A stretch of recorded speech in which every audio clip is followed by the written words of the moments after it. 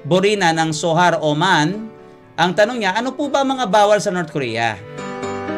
Marami, ha? Pero heto ang pangunahin, ha?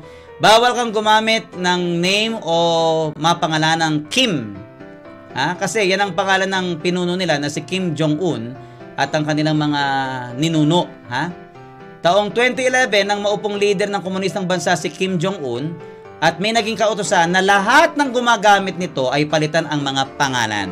Okay? Bawal kang mamili ng trabaho. Isa pa yan. Kung gusto mong maging artist o piloto, malabo yan. Ang kalakaran po doon, kapag karpintero ang tatay mo, ganun ka na rin.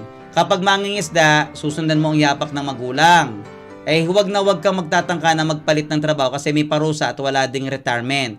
Kapag inatasan ka ng gobyerno na magtrabaho, ano man ang ikinabubuhay mo, lifetime na ganyan mo pagsisilbihan sila. Bawal din na magmay-ari ka ng kotse. Ha? Ang pwede lang magkaroon ng sasakyan ay yung mga kaibigan, may impluwensya sa lipunan at malalapit kay President Kim. Pwede kang paano ka makakarating sa destination mo? Pwede kang magbisikleta o sumakay sa pampublikong sasakyan. Okay.